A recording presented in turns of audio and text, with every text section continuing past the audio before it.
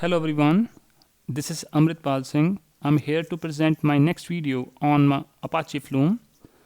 In my previous video, I already have talked about one of the sources that we can use in Apache Flume. In the previous video, I have used Netcat as the source. Today, we'll be discussing another source which we can use in Apache Flume. Today, we'll be using EXEC source. Guys, if we talk about EXEC source, the EXEC source provides a mechanism to run a command outside of a Flume and then turn the output into Flume events. In the simplest language, what we'll be doing, we'll be running the one of the Unix or Linux command, and that output which the command will be given to us, we'll be using that as a events. Okay, so very simple thing. In my configuration file which we'll be creating, which we already have created also in the previous video in the netcat, today we also will be creating another file which will be ending with .conf configuration file, in which we have to write a Unix command or Linux command whose output will be considering as the Flume event. That's why I've said the EXEC source provides a mechanism to run a command outside of a Flume. So in this case, we'll be using a regular Linux command and then turn the output of that command into the Flume events. So it's quite straightforward demonstration. I guess that it will be quite easy for you also to like understand the things, right? So let's start. I'm already have this file ready. You can see in front of you. Quite simple logic, quite simple configuration we have to make. Let's start. As I've already have like explained the whole file, I'll be explaining line by line. So just stay tuned, right? First thing is, guys, I already have told you that whenever you write any file, it must be written with .conf extension. So it is available on my desktop with the EXEC name and conf extension. So how to start? Quite simple. Give any agent name. Give any agent names. In this case, my agent name is EXEC logger agent. It can be any name, which I already have specified in my previous video also. It can be your name. It can be any random number as well, random name as well. .sources. Okay, guys, in my first video where I have discussed the architecture of Apache Flume, I've talked about the sources, sinks and channels. In case if you're joining me in this video, guys, I'll just urge you to please watch that video also, in which you'll be getting the information about what is source, what is sink, what is channel.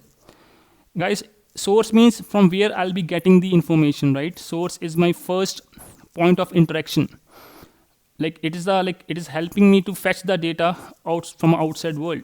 So in this case, my sources is EXEC source. Sinks, like where I'll be dumping my data. So I'll be using the logger sink as my sink. So very simple, agent name dot sinks equal to logger sink. Then we have a agent name dot channels equal to MEM channel or memory channel. Guys, whatever the keywords I'm specifying after the equal to, right? It has to be written in the same way because these are keywords. We can't change it. So what we can like modify here, the agent name, right? But sources, guys, it's a S at last. It means it's a plural. It's not singular. Similarly, sinks, channels. So this to be written in the same way. Afterwards, we are now specifying that what's the type of my source, guys. After you tell the system what's my source, what's my sink, what's my channel, we have to specify the properties or characteristics of each thing. First, talk about the properties of sources. So what's my type? The type of the source is EXEC, execute, because I want to execute the following command, which is I've written in the next line. Next point, the agent dot sources dot EXEC source. This I'm getting information from here. Dot command. Which thing or which command you want to execute? I want to execute very simplest of command called cat. What I want to do, I want to just display the contents of this particular file, which is available at my home location, right? Quite simple. Afterwards, I have to specify my characteristics of my sink. It's a logger. It means I don't want to store in any file. I just want to log the events on the console. That's why it's called logger. Next point, we have to specify the characteristics of channel. Guys, we have a multiple channels available. Like although we make use of default channel, which is called memory channel, means in-memory processing. There will be no interaction with the secondary storage, the data, or it will be remaining in memory only. So it's a memory channel. And in this case, we are specifying type of the channel, its memory, capacity, and transaction capacity we have to specify. Guys, if we talk about capacity meaning is the maximum number of events the channel can store. And what is transaction capacity? It is the specify the maximum number of events the channel will take from a Flume source or give it to the Flume sink per transaction. In the simplest example, guys, if we talk about a particular bridge, let's suppose we have a bridge.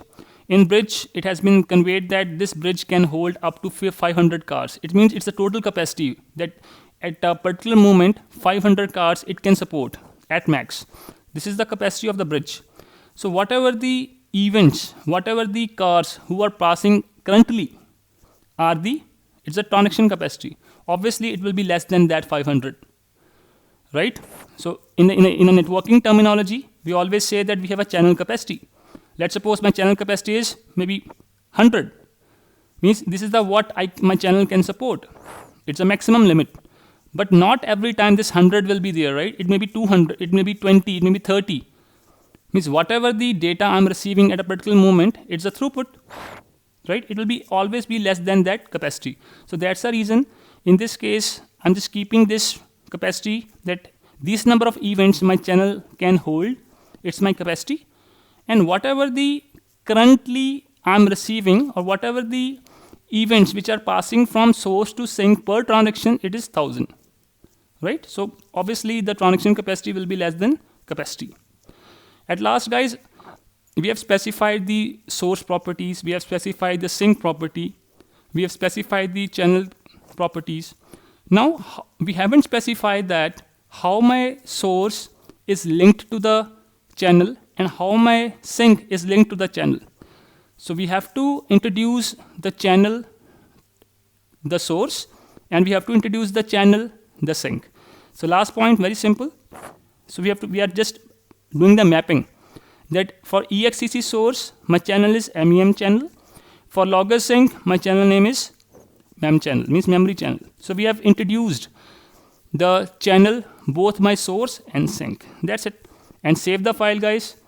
Okay. After saving the file, open up your terminal and simply run a simple command which I already have told you. We have to simply write flume-ng space agent space -n, name of the agent, space -f, the location of the file. Although I can show you what I'm having in this abc.txt so that we can verify that whether my Flume program or Flume configuration file, the output is giving me the same answer or not, right? This is what I'm having in this file, unboxing big data, the name of my channel. So guys, if I'm getting the same output, so we can verify that I'm getting the same, like right answer. So let's do it. Simple, flume-ng agent -n, name of the agent, guys, it's EXEC logger agent. Let's copy so that we not make any mistake. Copy, write it here. Right, good. Now -f. -f means file. My file is available on my desktop. So let's give the desktop and its name is exec.conf. Okay, so let's press enter and just see the answer. Guys, you can see it's available. Unboxing big data.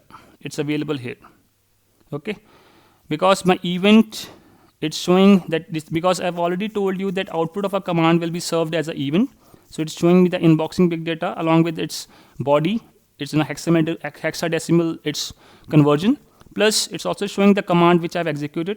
You can see EXEC source is a command, which was simple cat abc cat.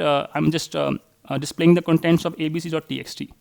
So it means it's working fine, right? I hope you must have understood this little or simplest of demonstration. So I'll see you next video. Thanks for watching.